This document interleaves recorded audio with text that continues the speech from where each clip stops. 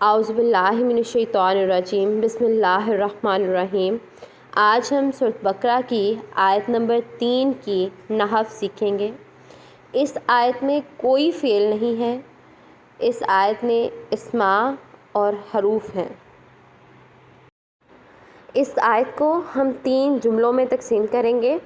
پہلا جملہ ذالک الکتاب اور دوسرا لا ریب فیہ اور تیسرا جملہ ہوگا ھدی للمتقین۔ اب ہم اس آیت کے پہلے جملے کو دیکھیں گے جو ہے ذالک الکتاب۔ ذالک چونکہ ایک اسم ہے اور ہمیں پتہ ہے کہ جب جملہ اسم سے شروع ہوتا ہے تو وہ جملہ اسمیہ بنتا ہے، اور جملہ اسمیہ کے 2 پارٹ ہوتے ہیں، ایک مبتدا اور ایک خبر۔ تو یہاں پر یہ جو ذالک ہے یہ چونکہ اسم ہے، اسم اشارہ ہے، اور تمام اسماء اشارہ جو ہیں یہ معرفہ ہوتے ہیں، اور یہ مرفوع ہے اور یہ مبتدا، اس لیے ہم اس کو یہاں پہ جو ہے مبتدا لیں گے۔ اور آگے ہے الکتاب۔ الکتاب کی پیش بھی ہمیں بتا رہی ہے کہ یہ جو الکتاب ہے یہ مرفوع ہے، تو الکتاب کو ہم لوگ ذالکہ کی خبر لے لیں گے، مرفوع خبر، اور ذالک الکتاب یہ مبتدا اور خبر مل کر یہ جملہ اسمیہ بنیں گے۔ اب ہم اس آیت کا دوسرا جملہ دیکھیں گے جو ہے لا ریب فیہ۔ تو لا کے بعد جب کوئی اسم آئے اور وہ منصوب ہو اور نکرہ ہو اور تنوین کے بغیر ہو تو ہم اس سے پہلے والے لا کو لا نفی جنس کہتے ہیں۔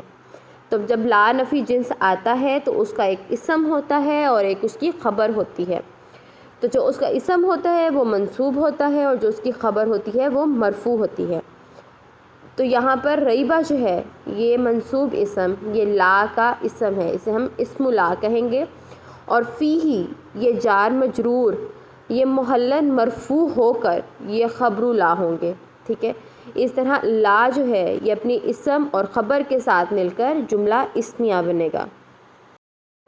اب آئی باری تیسرے جملے کی جو ہے ھدی للمتقین۔ تو ھدی جو ہے یہ ایک اسم ہے، مرفوع ہے۔ اب یہاں کہیں گے کہ یہ 2 زبروں کے ساتھ ہے تو یہ مرفوع کیسے ہے؟ تو ھدی جو ہے یہ مجرور، مرفوع، منصوب ھدی کے ساتھ ہی ہوتا ہے، مطلب یہ 2 زبر کے ساتھ ہی ہوتا ہے، تینوں حالتوں میں یہ 2 زبر کے ساتھ ہی پایا جاتا ہے۔ تو یہاں پر ہم اس کو مبتدا لے رہے ہیں اور مرفوع ہے، اور یہ للمتقین یہ جار مجرور، یہ محلاً مرفوع ہو کر تو یہ خبر ہیں ھدی کی۔ اس طرح یہاں پر مبتدا جو ہے وہ اپنی خبر کے ساتھ للمتقین کے ساتھ مل کر جملہ اسمیہ ہو جائے گا۔ اب ہم جملوں کے اعراب دیکھ لیتے ہیں کہ اس جملوں کے کیا کیا اعراب ہیں اور یہ اس آیت میں ان کی کیا کیا حیثیت ہے۔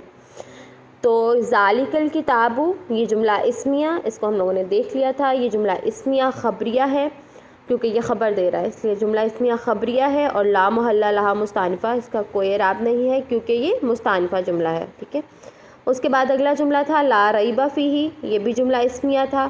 اب یہ جو جملہ اسمیہ ہے یہ محلاً منصوب ہوگا، اس کی وجہ یہ ہے کیونکہ یہ حال ہے کتاب کا، کہ اس کتاب کا حال یہ ہے کہ اس میں کوئی شک نہیں ہے، ٹھیک ہے۔ تو یہ لا ریب فیہ یہ محلاً منصوب ہو جائے گا کیونکہ یہ حال ہے۔